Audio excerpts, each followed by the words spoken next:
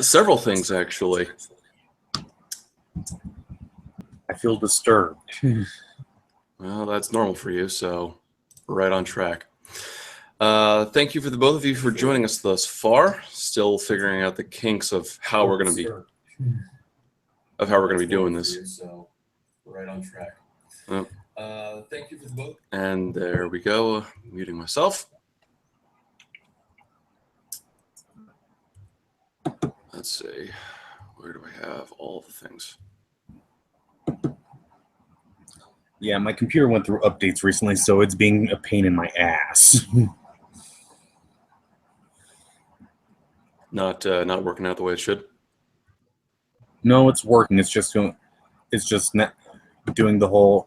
Oh, you have this update. Oh, you have this update. We can start this now. We can start this now.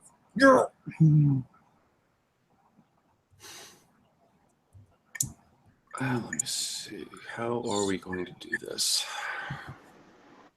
So unfortunately, I didn't give myself. I didn't get the time to work on setting this up as much as I would have liked because came home from work and I passed right out. Lazy bum. Hey, that's how it works sometimes. Okay. So if everyone is able to join, I guess the chat, where is that? Okay. Trying to join the chat over on the main channel here. So we do have a couple of fan fictions that we were going to read from. Sorry, 1 second. Cats are being annoying. As they do. We got a few fanfics that I found that I thought would be an interesting experiment to start off with. Stop it. For some reason, I feel very worried and fearful for my sanity. Shut up, rogue. It's not Dibber Goes to Taco Bell. Thank the gods for that.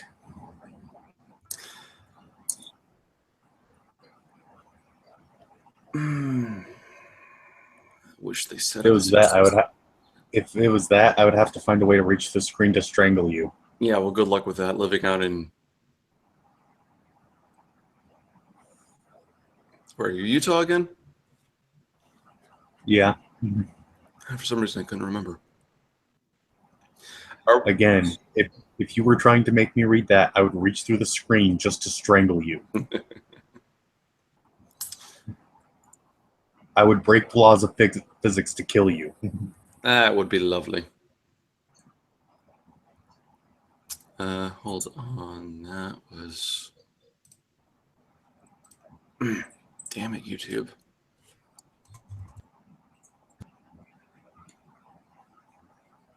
For the rest of you, unfortunately, this is just normal setup, though, the way that we always start off. I was supposed to do this like 30 minutes ago, but... yeah, roughly. Yeah.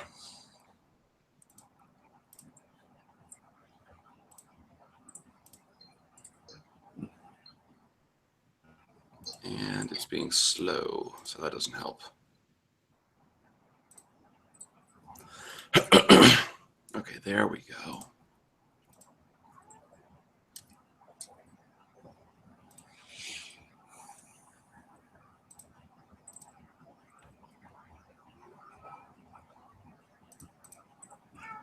All right, so I've got that taken care of. Leia, stop. Just being very whiny right now. I'm not sure why. Okay, so I was supposed to send you guys a different link than the one I did, so I'm going to do that real quick.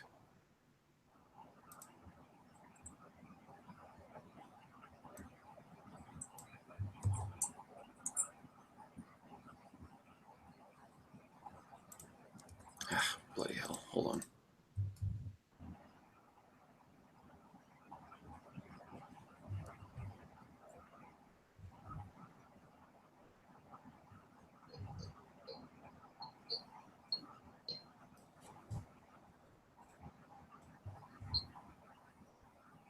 There's that. doing that?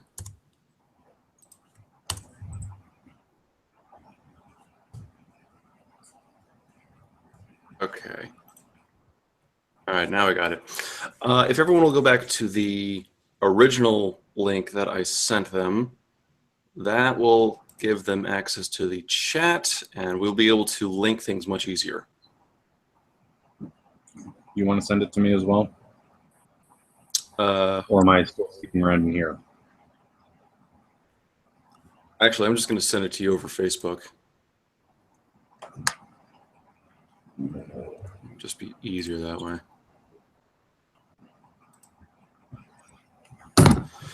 But my computer is slow. All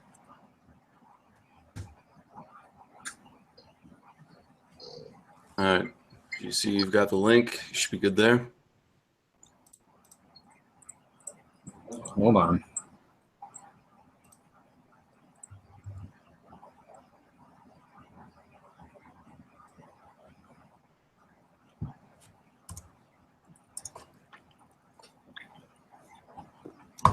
All right.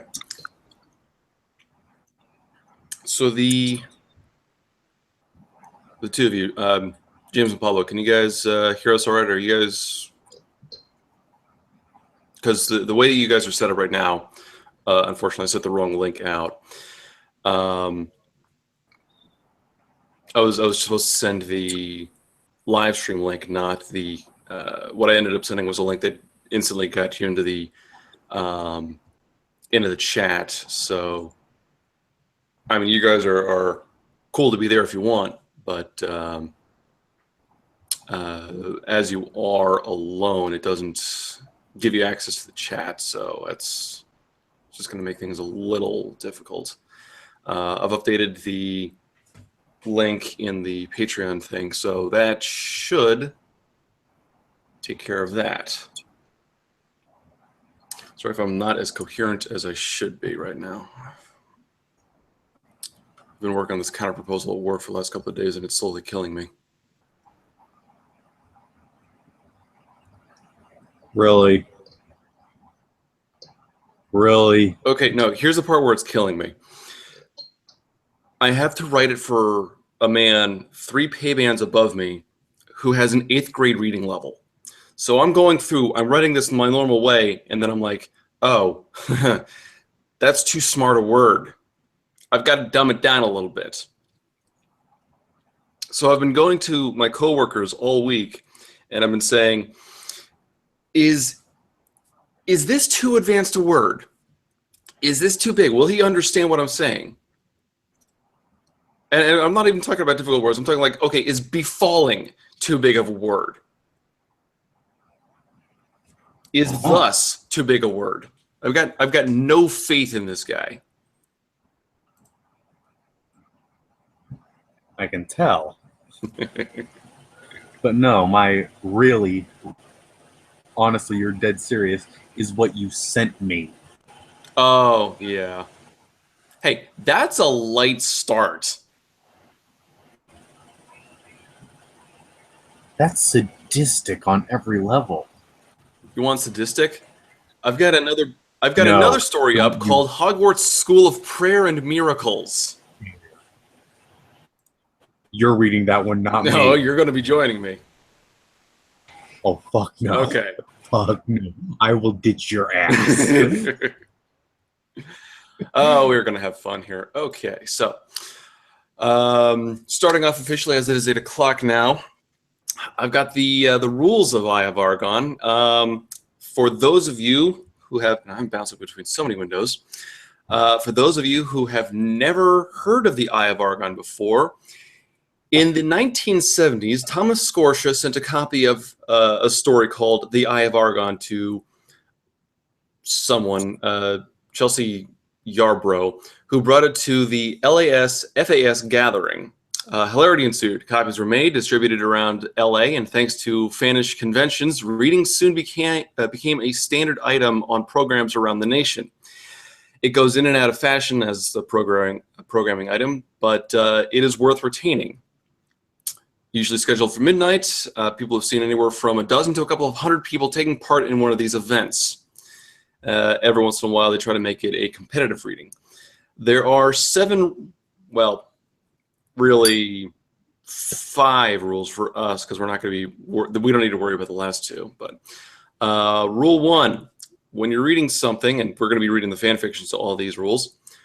When you're reading something, read it exactly as written. Use only the punctuation that is there, no more, no less. Pronounce the words as spelled, not what you think was meant. Rule 2, when you start laughing, you're done and must pass it to the next reader. Rule 3, the next reader must start at the beginning of the sentence that cracked up the previous reader. If you begin laughing uncontrollably before you start, you must pass it on. Rule 4, anyone who makes it through a full page is pronounced either a professional newsreader or over-rehearsed and must pass it on. And rule 5, no fair hurrying through without thinking about what you're reading. A proper dramatic reading is required. Acting out scenes is optional. So I think those are going to be simple enough. We should have some fun with some of the things we have. I don't know how long this will take us, but we'll go through and we'll see what we wind up with. I hate this game so much. Oh, you're going to love it. No, because knowing my luck, I won't be laughing, I'll be raging. Well, the first one's a short one, linking it again just in case anyone needs that. So the first story, if anyone wants to read along with us, is called Half-Life: Full Life Consequences. This is one that I picked because I love this story. If you've never read this before, you can actually go on YouTube and get this. Someone went into, I believe it was Gary's Mod, and acted this whole thing out as this campy 1950s newscaster. The story is so terrible and the video is so wonderful just because how straight-laced they try to play it. But tell you what, I will figure out what my cat's doing. Being a cat. Being a cat, Leia's ridiculous. I will start and see what we can do. So this was written by a guy named Squirrel King, apparently. And John Freeman, who is Gordon Freeman's brother, has to do what has to be done to help Gorman Freeman defeat the enemies. So, GC, you ready? No. Good enough. Okay, so John Freeman, who was Gordon Freeman's brother, was one day in an office typing on a computer. He got an email from his brother that said that aliens and monsters were attacking his place and asked him for help, so he went. John Freeman got his computer shut down and went to the platform to go up to the roof of the building. You messed up. Where? Wet on the platform. No, dude, if you're reading along, that's what it says. No, you said wet too. Whatever. Wet on the platform to go up to the roof of the building, where he left his motorcycle and normal people clothes because he was in his office lab coat. John Freeman got on his motorcycle and said, "It's time for me to live up to my family name and face full life consequences," so he had to go. John Freeman ramped off the building and did a backflip and landed. He kept driving down the road and made sure there was no zombies around because he didn't have a weapon. Fuck, I think that got me. No. I'll disagree. You didn't crack. No, I'm gonna play this fair. This is yours turn. It's my turn now? That's yours. Fuck. Good luck. You're an asshole. Yes. The countrysides were nice, and the plants were singing, and the birds and the... I can't do it. You didn't even make one sentence. It's so bad. It's amazingly bad. That's why I love it. I mean... This guy had to have written this in such a way where spell check was going, what the fuck? Spell check, quit.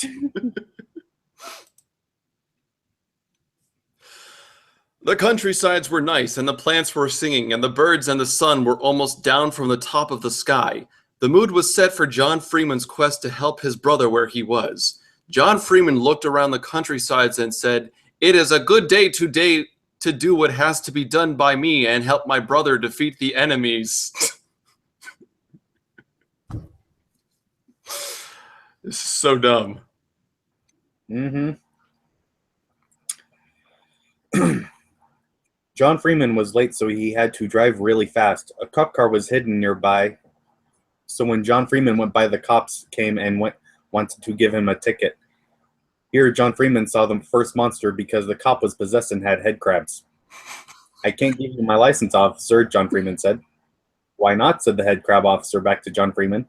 "Because you are a head crab zombie." So John Freeman shot the officer in the head and drove off thinking, "My brother is in trouble there," and went faster. John Freeman had to go faster like the speed of sound and got there fast because Gordon needed him where he was. John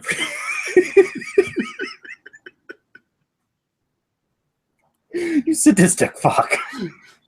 It gets worse. Oh, don't tell me that. John Freeman looked at road signs and saw Ravenholm with someone writing under it saying, "You shouldn't come here." So John Freeman almost turned around but heard screaming like Gordon, so he went faster again. John Freeman drove... Damn it. John Freeman drove in and did another flip and jumped off his motorbike, and the motorbike took out some head crab zombies in front of John Freeman. John Freeman smiled and walked fast. John Freeman then looked on the ground and found weapons, so he picked it up and fired fast at zombie ghosts in front of a house. John Freeman said, "Zombie ghosts, leave this place," and the zombie ghost said, "But this is our house." And John Freeman felt sorry for them because they couldn't live there anymore because they were zombie ghosts, so he blew up the house and killed the zombie ghosts, so they were at peace. Spelled peace wrong. As in a piece of a pie. Then John Freeman heard another scream from his brother, so he kept walking really faster to get where he was. Raven Holden was nothing like the countryside. There was no bird singing, and the pants were dead, and Ted dirt was messy and bloody from head crabs. When John Freeman got to where the screaming started from, he found his brother Gordon Freeman fighting the final boss, and Gordon said, "John Freeman, over here." So John Freeman went there to where Gordon Freeman was fighting. John Freeman fired his bullet from Tag gun really fast, and the bullets went and shot the final boss in the eyes, and the final boss couldn't see. Gordon Freeman said, "It's time to end this once and for all," and punched the final boss in the face, and the final boss fell. John Freeman said, "Thanks, I could help, bro," and Gordon Freeman said, "You should come here earlier next time," and they laughed. The laughed overed quickly, though, because John Freeman yelled, "Look out, bro," and pointed up to the top of the sky. Gordon Freeman looked up and said, "No, John Freeman, run out of here fast as you can," and John Freeman walked really fast out. John Freeman looked back. You're almost done. I'm sorry, but there's only so much bullshit I can take in a single setting. John Freeman locked back and saw Gordon get stepped on by the next boss, and he was mad and angry. "I'll get you back, evil boss," John Freeman yelled at the top of lungs. To be continued? Question mark. And funny thing is, someone actually did write a sequel to this. Oh, hell no. Please tell me you're not going to put that up here. No. Unfortunately, it's not as good. I found it was one of those things that was designed to be... They wrote it trying to make it be bad, and so every time you do that, it usually sucks. But hopefully that was amusing for everyone. If anyone wants to join us for the next story, we're going to be reading this one, which is admittedly in very much the same vein. This is kind of an easy jump from one place to another, but yeah. It's called Final Fantasy VII, Story of Rain Strife. Oh no. Rain Strife, who is Cloud Strife's brother, has to kill Sephiroth because Sephiroth is sending comments to hurt people. Fuck. Yeah, GC's gonna hate me by the end of this. I'm going to kill you. You can try. I'm going to succeed this time. You've threatened that before. I'll make sure I win. Speaking of winning, I think you outperformed me there, so do you want to start off? Fuck. Oh, shit. At least it's not just one giant run-on sentence. Rain Strife, who was Cloud Strife's brother, was one day near Midgar in a city that was small called Strife Town, where Cloud Strife was born in, and Rain Strife too. Rain Strife was littler than Cloud Strife, so he couldn't join Barrett and Tifa, so he stayed home and stayed. Rain Strife was practicing so he could one day do it like Cloud Strife, and that is the time when it happened, when comets came down. I'm sorry, but when he, just the line, so he could one day do it like Cloud Strife. You were just worrying about run-on sentences too. I know. But right there. I think this, because this is written by the same guy, so I think that he was intentionally trying to get his spell check to commit suicide. Rain Strife was... They didn't already do it in the first one. I don't know, just the way he spelled practicing, I think is I know. That's special. Rain Strife was practicing so he could one day do it like Cloud Strife, and that is the time when it happened, when comets came down to Strife Town and killed people in Strife Town, and Rain Strife's parents, who were Cloud Strife's parents too. That's hard. I'm going to count that one as you succeeded and that you broke up on the next word. Because I can't do that one again. Fine. The comets came and killed, spelled K-I-L-L-D, people in Strife Town and Midgar and everywhere else, and people said really loud, "Help us, somebody, soon." And Rain Strife heard it, so he went. Rain Strife traveled fast to where loud sounds come from to help them out there. They said, "All together, help Rain Strife, we are hurting." And Rain Strife said back, "I will help you if you're hurting." And Rain Strife blew out fire and picked up some comets off people and band-aided them to health. Then Rain Strife yelled out real loud, "Sephiroth, stop, or I make you stop," and traveled faster to where Sephiroth is. Rain Strife traveled over the lands and hills and ground and water and wanted to stop Sephiroth to make him stop hurting people in Strife Town and all other towns in Fantasy World. Rain Strife stopped at other places and said, "All people, I will stop Sephiroth and help the people until I do." And the people of Fantasy World said, "Thank you, Rain Strife. Save us like Cloud Strife did before." So he went. On the way to Sephiroth's castle in the sky, Rain Strife had fight and battle bad guys on the way there. Rain Strife traveled and then boom, there was fight, and Rain Strife had to fight, but he didn't have members to help Rain Strife yet, so Rain Strife did it himself. The bad guy was like a tree, but had wings, and fire came out, so Rain Strife had to duck a lot. Rain Strife went slash fast, and slash cut the tree in parts and fell apart and died fast, so Rain Strife did wind dance and kept traveling faster.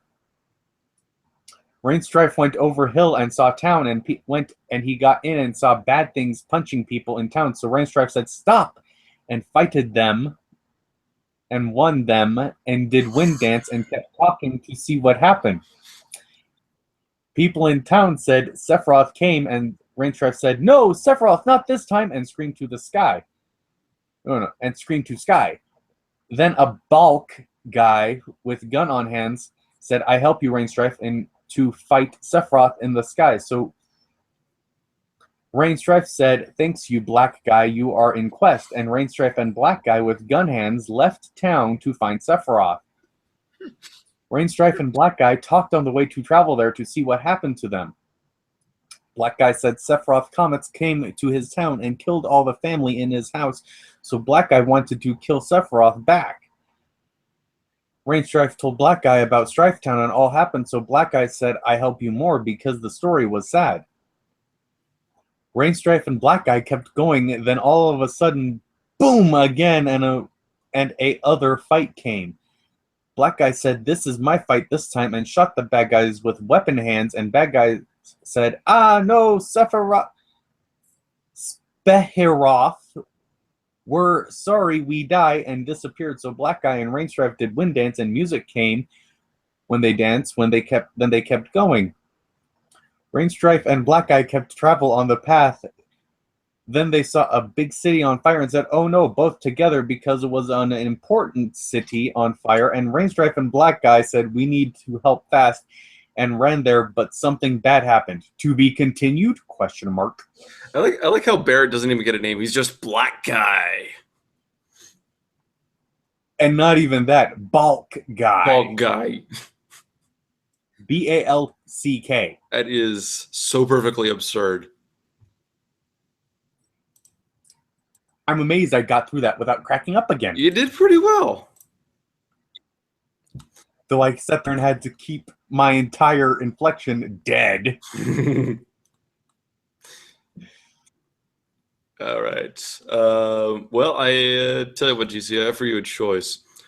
We can go with, for the next story, we can go with Hogwarts School of Prayer and Miracles, or the other thing I have prepared. I'm almost afraid. Of because I've read Hogwarts School of Prayer and Miracles, and I know how horrifying that thing is. I'm concerned because you're not saying what the other thing is. That makes me a little nervous because it could be worse. The man knows me. Yes, I do. So either it's I'm damned if I do or I'm damned if I don't. Pretty much.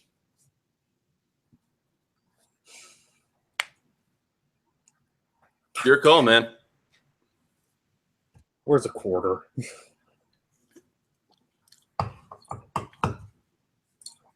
What is this horrifying thing you have come up with? What, the game? No, the other story. That's behind the mystery curtain.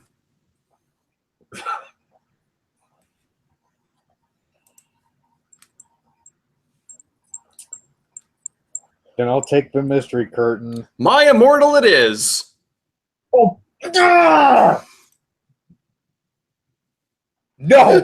No, no, no, no, no, no, no, no, no. That was against the agreement, and you know it. You bastard, that was against our agreement, and you know it. Fine, we'll do Hogwarts. I told you. Anything but Dipper Goes to Taco Bell and My Immortal. No, actually, it's funny because he called me at one point last week, and we were discussing what we were going to read, and he said, "Look, anything we want to read is fine, just not My Immortal. Anything but that." And I'm like, "Okay, Dipper Goes to Taco Bell," and he immediately regretted that. I freaked out. I will freely admit it. Understandably so, because if you're not familiar with Dipper Goes to Taco Bell, it is I'm thankful you're not familiar with it. Terrifying. Like, in all the wrong ways. It is horrifyingly, disgustingly awful. Quite frankly, it's so bad, I'm not sure we can get away with actually reading it. I'm pretty sure I would owe everyone refunds. Yeah. All right. Not. You got the link? Yes. All right. I'll start this one. So, Hogwarts School of Prayer and Miracles by Proud Housewife. Do you want your little ones to read books, and they want to read the Harry Potter books, but you do not? What's with this woman in semicolons? But you do not want them to turn into witches? Well, this is the story for you. This story has all the adventure of JKR's books, but will not lead your children astray. For concerned mommies everywhere, blessings, Grace Ann. Now, I will start off by saying, yes, this one is very religious in tone. We're not here to make fun of that. We are here to make fun of a terrible adaptation of an incredible book. So hopefully no one takes offense to any of that. This thing is an insult to good writing everywhere. Oh, very much so. Absolutely. Author's note. Hello, friends. My name is Grace Ann. I'm new to this whole fan fiction thing, clearly, but recently I've encountered a problem that I believe this is the solution to. My little ones have been asking to read the Harry Potter books, and of course I'm happy for them to be reading, but I don't want them turning into witches. So I thought, why not make some slight changes to these books that are family friendly? And then I thought, why not share this with all the other mommies who are facing the same problem? So ta-da, here it is. I am so excited to share this with all of you. So without further ado. Now, before we continue reading on this monstrosity and horror show, it needs to be understood that this story was legitimately on the news, and the woman actually did an interview about it. I did not know about that. It's true. Literally. Wow. The woman honestly believes her story is better than J.K. Rowling's because of the changes she did.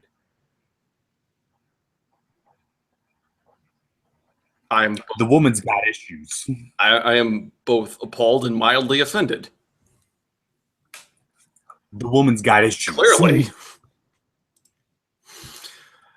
Well, at least she uses mostly proper grammar. It's just she seems to have a thing for semicolons. Yeah, she has a fetish for them. She bastardizes the hell out of them. I've already read like 6 just between the author's note and the summary. Mm-hmm. So, once upon a time, there was a little boy named Harry Potter who lived under the stairs in a house on Privet Drive with his aunt and uncle. He was a good, obedient boy who did all his chores, semicolon, but he felt there was something missing in his life. Something big and special, semicolon, but he could not name it. He stayed up every night, semicolon, and wished for this something special, semicolon, and then one day, not semicolon, there was a knock at his door and everything changed. Answer the door, Harry. Oh, that was Aunt Petunia. Answer the door, Harry. His Aunt Petunia, a career woman, barked from her armchair where she sat with her feet up. She had short, curly blonde hair and never wore any makeup. Uncle Vernon nodded sheepishly from the kitchen, semicolon, and put a tray of moist, chocolatey brownies in the oven. Shouldn't you be doing that, Harry thought, but he was a very obedient young boy, so he answered the door right away. He sounds like a smartass if he's talking back like that so quickly. He turned the brass metal doorknob and pulled open the heavy wooden door. On the porch was standing a huge, muscular man with a big, manly beard, and he was dressed in a plaid red shirt, blue jeans, and sturdy leather boots. Pretty sure that's the brawny man. His chest... I think... What'd you say? I think you might be right on that. His chest was covered in a thick, unruly carpet of coarse brown hair. He wore a necklace that looked to Harry like a lowercase t. Just looking at Harry, feel happy, peaceful somehow, semicolon. But he couldn't say why. Time out. What's up? Just so everyone's aware, I've been waving my fingers around. That's 8 semicolons between once upon a time and couldn't say why. That's 8 semicolons. That is... and it just keeps going. Oh my god, why does this woman not know how to use semicolons? She has a fetish for them. She must. Good morning, Keep going. kiddo. The man greeted amiably, semicolon, and smiled at Harry. He had a peaceful, friendly sort of face that you just knew you could trust. My name is Hagrid. Could I speak to your mommy and daddy?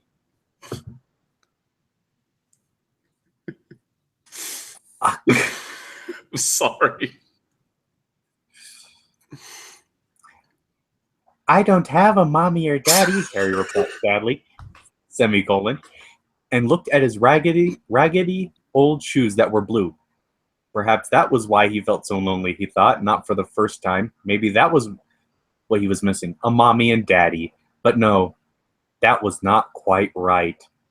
I'm so sorry to hear that, Hagrid uttered emphatically. You can speak with my auntie and uncle, Harry retorted politely, semicolon, and blinked his big, blue, childlike eyes. I love how his eyes changed from green to blue. No, his eyes are childlike. That's... I know. Is this something we really need to point out? I know. What do you want? Aunt Petunia peered out the door with her narrow, suspicious eyes, semicolon, and she was wearing a baggy, unflattering pantsuit. Hello, neighbor. I was wondering if you have been saved, Hagrid exclaimed brightly, semicolon, and tipped his wide-brimmed straw cowboy hat. Aunt Petunia laughed a gravelly laugh, semicolon, and leaned forward on her sturdy, practical boots. Saved? Don't tell me you were one of those Christians. Harry did not know what that word meant, semicolon, but Hagrid's smile was the most peaceful he had ever seen. It made Harry feel warm and happy inside just seeing the glowing, radiant grin on the kind, friendly stranger's face. He wondered why Aunt Petunia and Uncle Vernon did not like that smile, or did not smile like that. Yes, I am, Hagrid said kindly. Are you? Aunt Petunia laughed again, semicolon, and stuck her pointy, sharp nose up in the air. We are too smart for that. Haven't you read Dawkins? God is dead. Dawkins proved that. Would you like us to educate you on the Dawkins? The Dawkins. Yeah. What is a Christian? Harry queried innocently, semicolon, and scuffed his shoes on the shaggy yellow carpet, which had not been vacuumed in quite some time.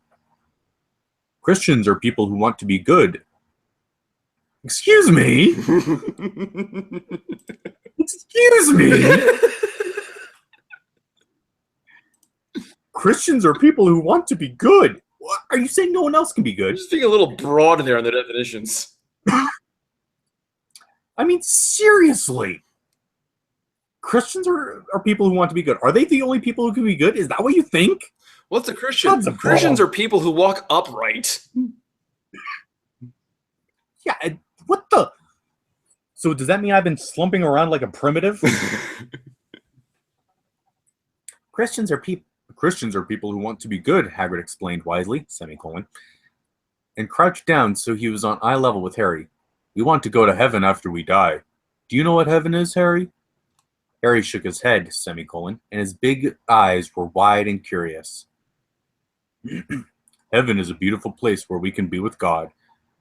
Aunt Petunia smacked her hands over Harry's young ears, semicolon, and her voice was sickly sweet when she said, Thank you very much for your concern, sir, but he does not need your religion. He has science and socialism and birthdays. Haven't you heard of evolution? I have a very good textbook on evolution that I could give you on it if you would like to learn things. Hagrid laughed wisely. Evolution is a fairy tale. You don't really believe that, do you? Yes, I do, Aunt Petunia screeched. Well, then prove it.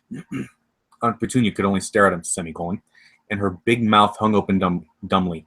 Here she thought she was so educated, semicolon, and always demanded that Christians prove what they believed in, semicolon. But she couldn't even prove her own religion. It was then that Harry knew who the smart one was here. Tell me how to get to this heaven place, Harry cried wistfully, clasping his hands together. Sometimes the wisdom of little ones is really amazing. We think we grown-ups know it all, semicolon, but then God speaks through the mouth of little ones, semicolon, and shows us how we are all mortals struggling along the path of life, Humility. And then everyone remembers that Honey Boo Boo was a thing. Your turn after that one.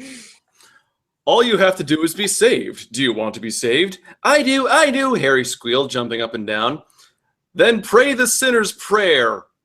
Aunt Petunia tried to stop him, semicolon, but was powerless against Harry's pure, innocent, holy energy. Soon Harry had said the prayer. Hagrid beamed happily. You're a Christian now, Harry, Hagrid cried proudly. Harry smiled, but then interrogated, but how do I be a Christian? I don't know how. I don't like that sentence. Hagrid grinned widely. There is only one place to learn that. Hogwarts School of Prayer and Miracles. Author's note. So what do y'all think? I might not be a professional writer, clearly. But I think I am being given the talent to pull this off in service of a greater mission. Blessings. Okay.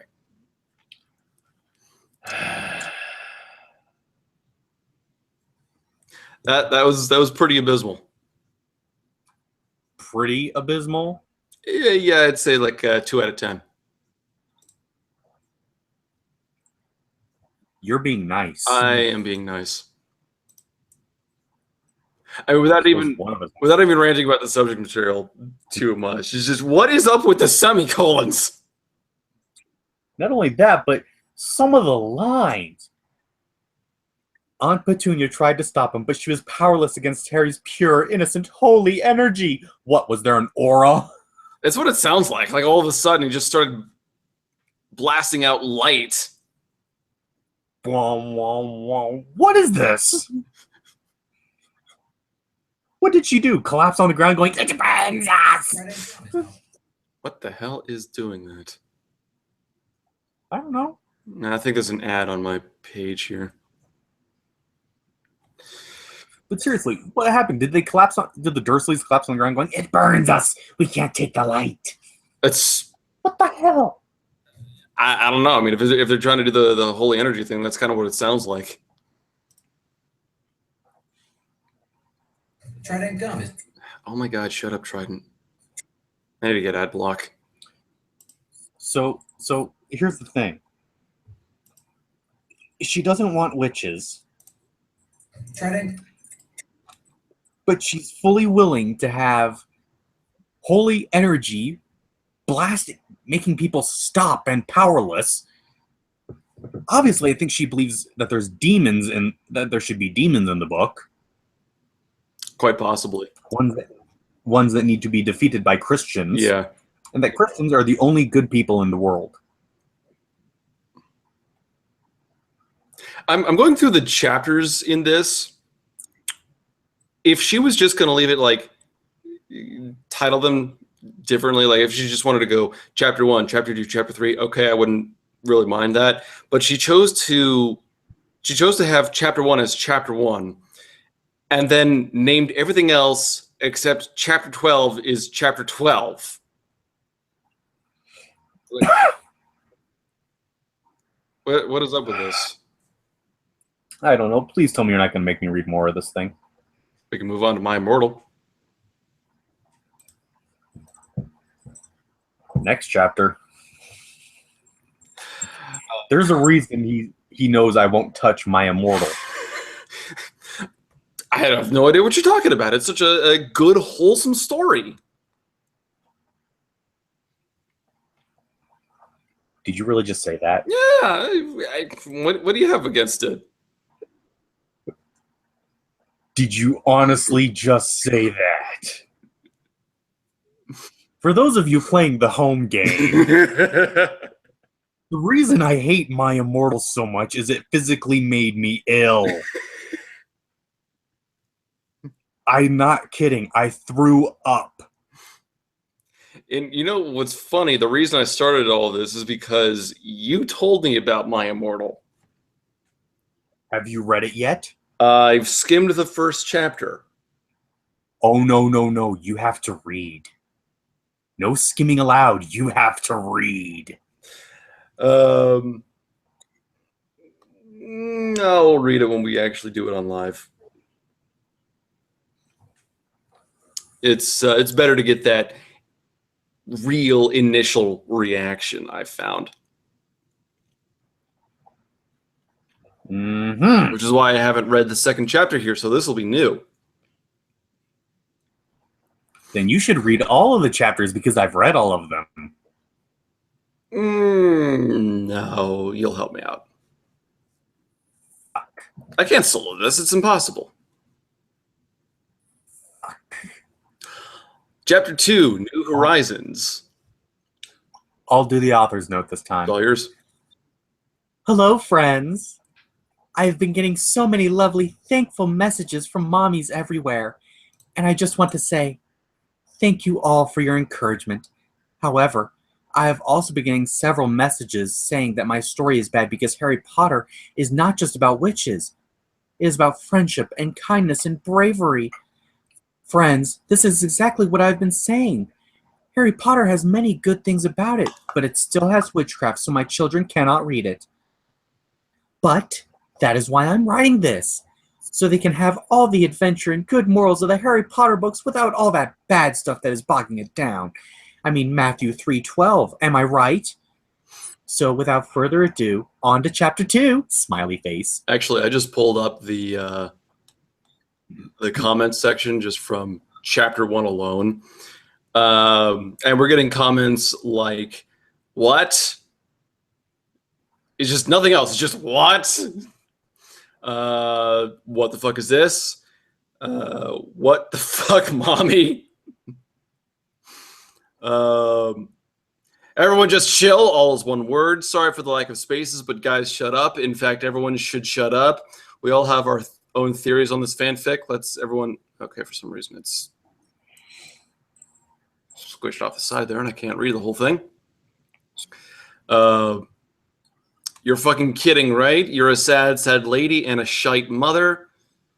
Why would you do this? The Harry Potter franchise doesn't make anyone a witch. The kids just think, wow, this book is pretty cool. This has to be a joke. My immortal meets its worst nightmare. Gods above, Harry Potter is better than this load of crud. These are pretty entertaining, actually.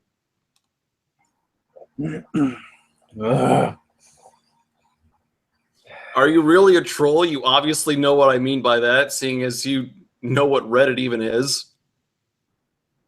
I must ask, though, what was the need for all the faulty logic? You just ruined my childhood. Oh, and apparently the author has a creepy obsession with chest hair. All right. Back to this. Hogwarts School of Prayer and Miracles? Harry queried, semicolon. Actually, let's keep a count for this one. Semicolon count. Yeah. Hold on, let me get a pen.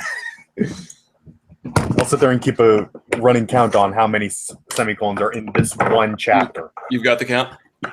Yeah, I'll get the count. So we're at 1. Harry queried and clasped his hands. Just at hearing that name, he felt such a sense of inner peace. He wanted to have more of that peace, semicolon, and he wanted to learn how to be a good Christian. He was starting to think that peace and being a good Christian were in fact the exact same thing. I want to go there. Hagrid beamed widely. He had been praying so hard to save a soul today, semicolon. God damn it. I was just thinking. How literally are we going to take this? Like, are we having pits of hell energy open up underneath kids and just dragging them down? I don't know. Apparently. It's like just demons reach up and grab the kid and pull him into the dirt. And Hagrid's like, damn it, I really wanted to save a soul today. This one's ours, Hagrid. Ha ha ha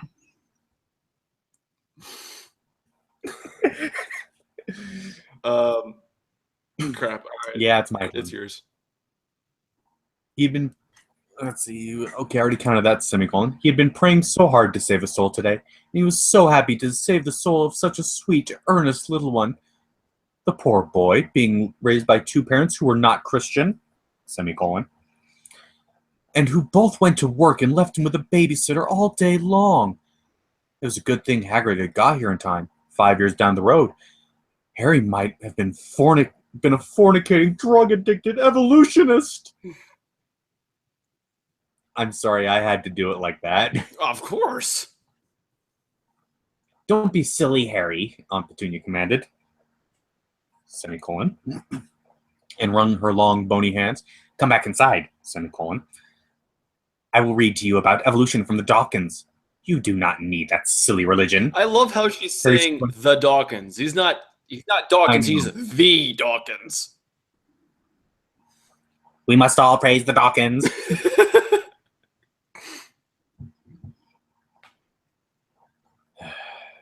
Harry scrunched up his innocent little face, semicolon, and thought very hard. Aunt Petunia and Uncle Vernon were as close to parents as he had, semicolon. And this was the only home he knew. Could he really leave? But he was safe now. He had prayed the sinner's prayer. He could not stay here, not anymore, not with what he knew now. Suddenly, he knew what he had to do. No, Aunt Petunia, he uttered calmly with childlike wisdom. Evolution is not real, and I am going to Hogwarts. No, no, Harry, Aunt Petunia screeched desperately. I have an idea. You can have a second birthday today. You like birthdays, right? Birthdays are not of God, Harry verbalized knowingly, semicolon, and looked at his aunt with an innocent wisdom. You tried to corrupt me, semicolon. But it did not work. But I forgive you, Aunt Petunia, semicolon. Because of Luke 23:34. Okay, hold on. This kid has never read a Bible before. How does he know verses? Exactly. You knew what I was going to say. This is so absurd. God, I want to just review this full time on the show now. Oh, don't be cruel to me like that. Hagrid was amazed once again at the wisdom of little ones. He did not know if he could forgive someone who had hurt him as much as this woman had hurt little Harry. Deny him the truth? Who could be so cruel? But Harry did not even think twice about it. He forgave, just like that. Truly, Hagrid gained a new understanding of Matthew 19:14 that day. Do not leave, Harry, Dudley wailed childishly. I must, semicolon. Has Dudley been introduced yet? Yeah, he just was. Goodbye, Dursleys. I hope you are saved too one day. And with that, he and Hagrid began to walk down Private Drive. How will we get to the school, Hagrid? Harry queried curiously. We will pray, Hagrid retorted knowledgeably. How do we do that? Harry solicited inquisitively. Watch, Hagrid said, semicolon. And then got down on his knees on the road. He motioned for Harry to get down on his knees too. Hagrid raised his hand to the heavens, semicolon, and cried out in a deep, thunderous voice, Dear Lord, take us to Hogwarts. Harry felt God is a taxi now. Apparently. God is my Uber. We don't need a car. Dear Lord in heaven, please send us bus fare.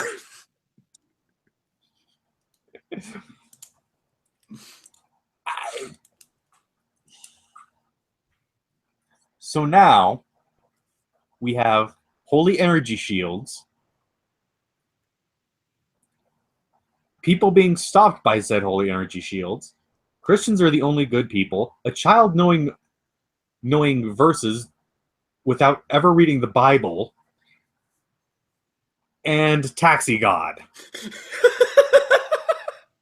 Taxi God. Okay. Oh, I chose a good time to finish up on Percy Jackson.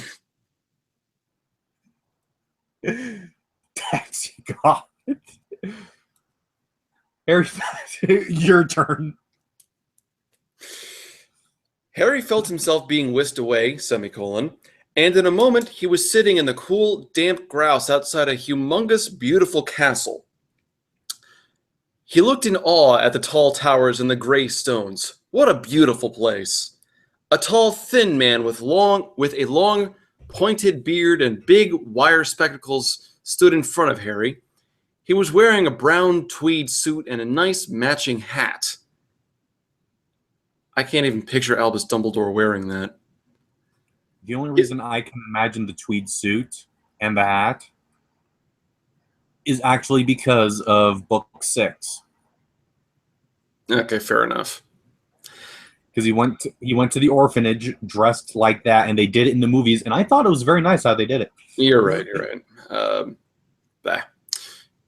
His shoes were made of leather and polished until they shone. He had a smile much like Hagrid's smile. So peaceful, Harry just knew he could trust him.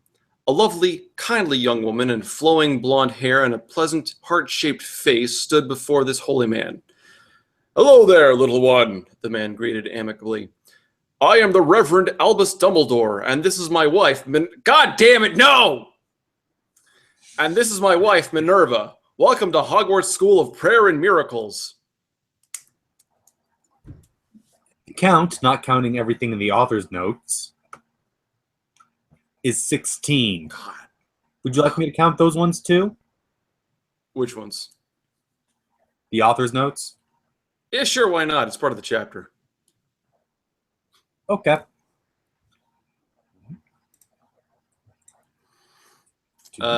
So why don't we make this our last chapter? 3, Just so we don't completely burn out on this. 4, 5.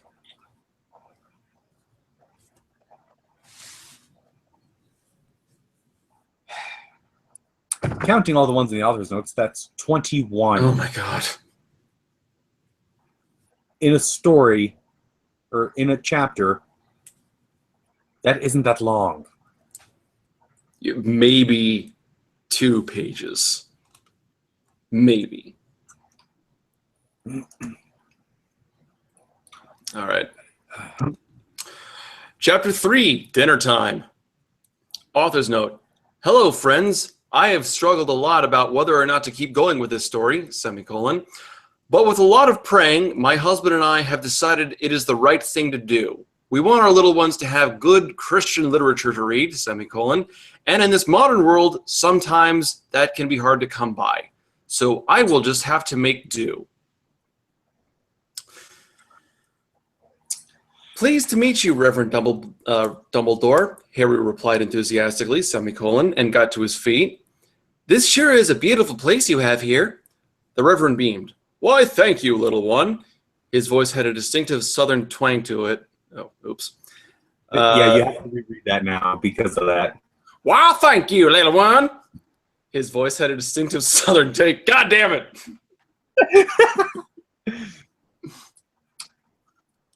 His voice had a distinctive southern twang to it that made Harry feel so safe and welcome. He knew in that moment that the Reverend was a man of God. "This poor little one was being raised in a terrible situation," concernedly. "He was watched by a babysitter every second of the day.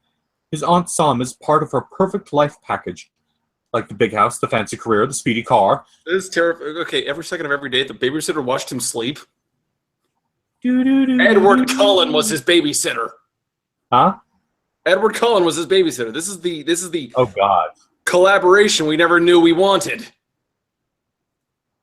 There's a collaboration we knew we didn't want. It's either Edward or Jacob, one of the two, because again, Jacob's imprinting on the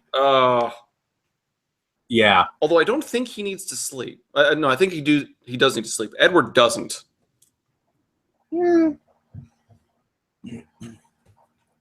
Dumbledore shook his head sadly. Too bad, no one. You skipped a bit. Oh no, I'm sorry. You're wrong. You're right. Bye.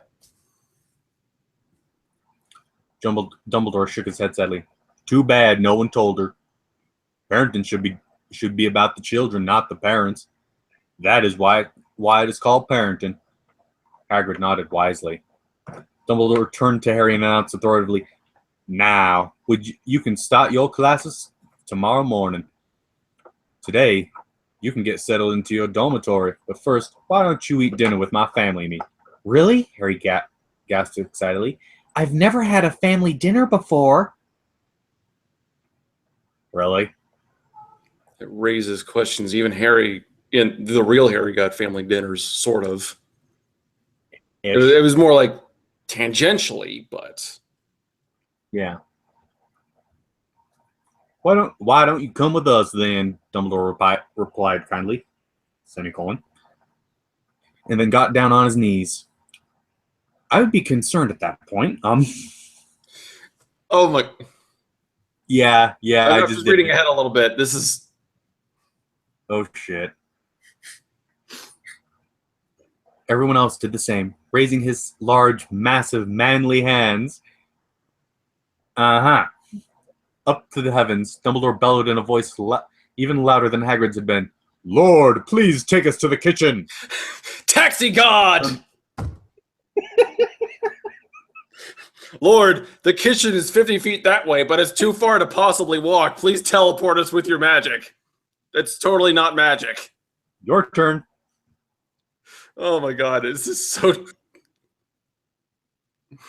Taxi God! God, I want to make that a meme now.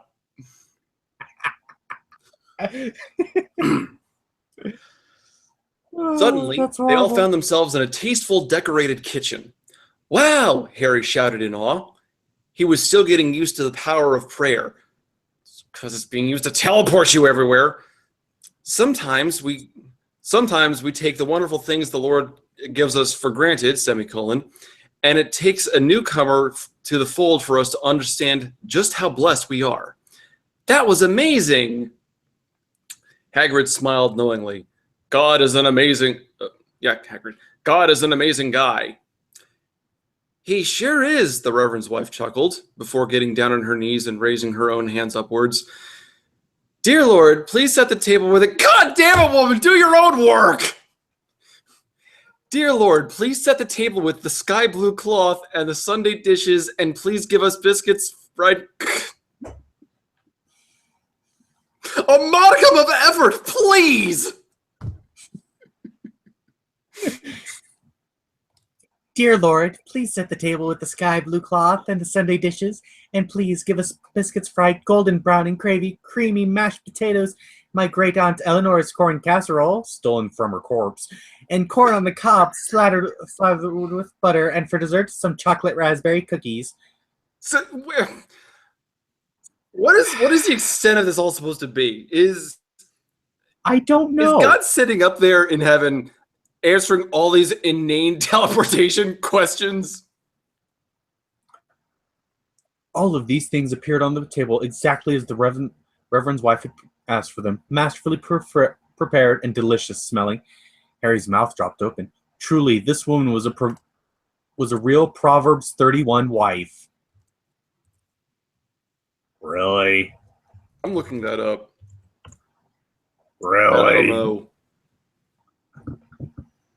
The Sayings of King Lemuel.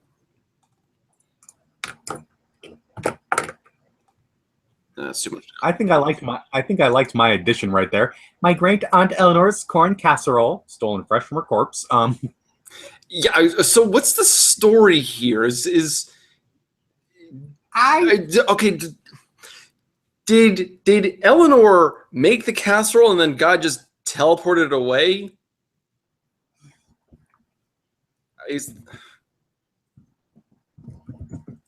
God's the master of teleporting in this story. That's all he does. Instantly. Where are we? Pablo carries Christian stories. The possibilities are endless. I like my response. Some possibilities should end. Should never start. Hermione, the Reverend summoned loudly. Dinner time.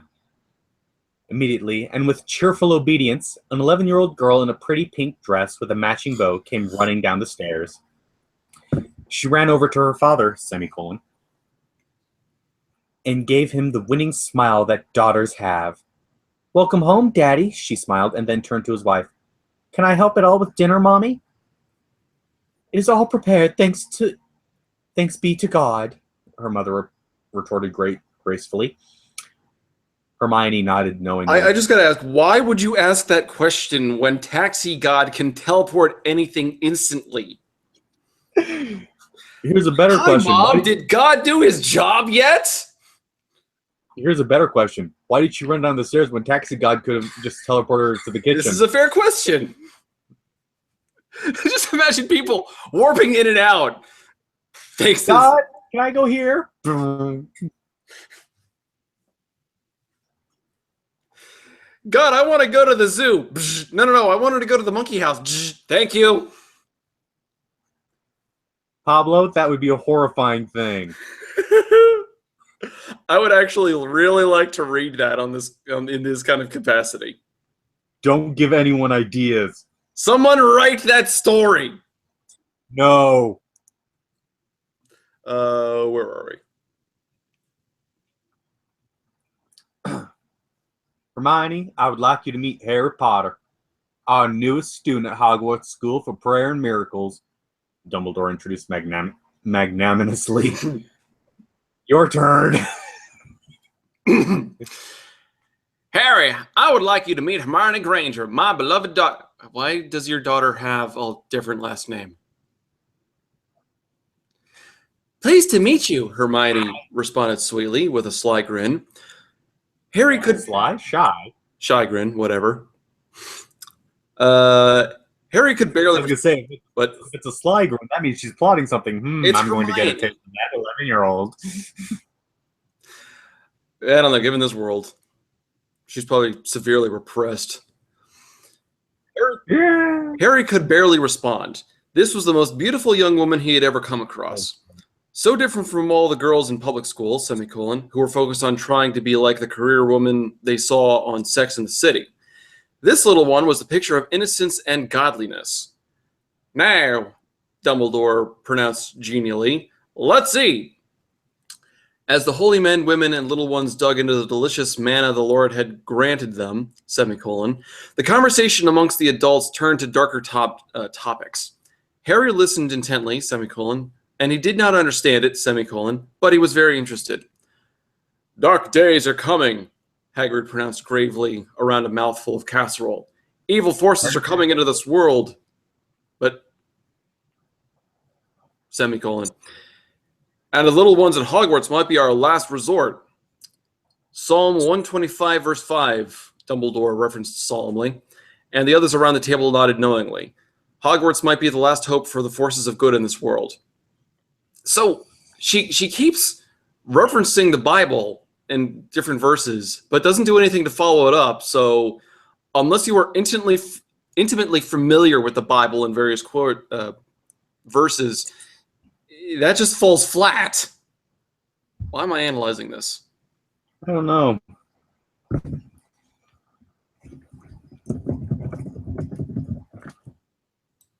Hold on. Rhea? Psalm what? Psalm 125:7. Rhea, you got to remember something. Percy Jackson can walk on water, but that's because he's the son of Poseidon. Okay, Psalm 125 verse 7. But coming they shall come with 127:5. You said 125:7. I said 127:5. You lie, sir. This is being recorded. I'm going to go back there and prove you're wrong. Okay. Blessed is the man who's... Hold on. That's the wrong link. Give me a second. Okay. Blessed is the man whose quiver is full of them. They will not be put to shame when they contend their...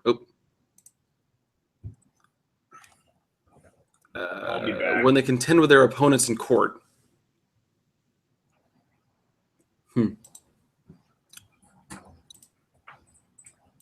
Interesting. Well, that is a very, very special story.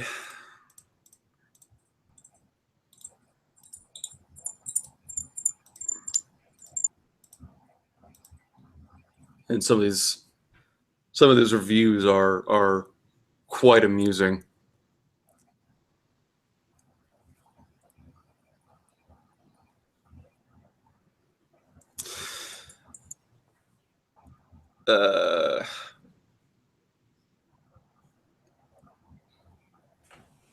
Why in the name of Merlin's saggy-lipped buttock would you make Hermione Dumbledore's daughter?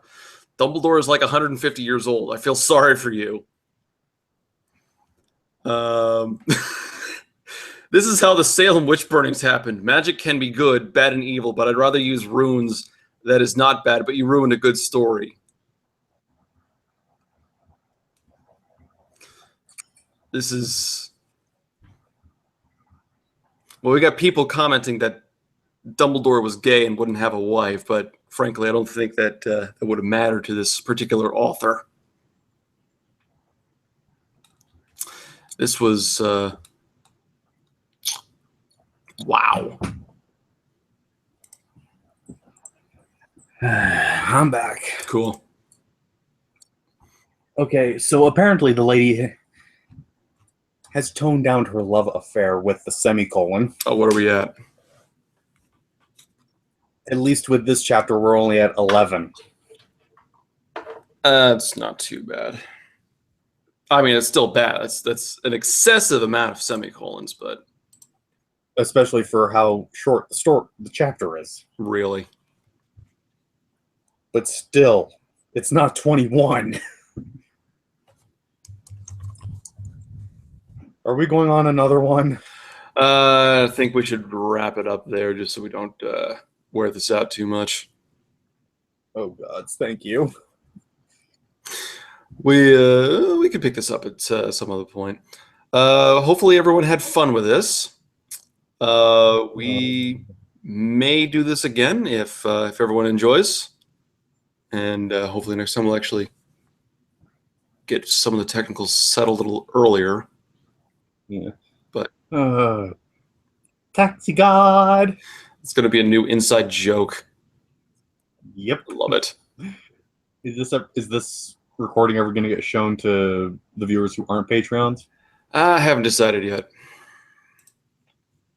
Kind of leaning towards not, but it would be a good selling point. Yeah. Sit there and show it to them, I'd say a month or two down the line after the stream has been done. Maybe. All right. Taxi God. So thank you everyone for joining us. We are going to close out here. And just please let us know what you thought, and we will hopefully do this again. All right. Thanks for joining me, GC. Not a problem. Have a good night, ladies and gentlemen. All right. See everyone later. Auf Wiedersehen.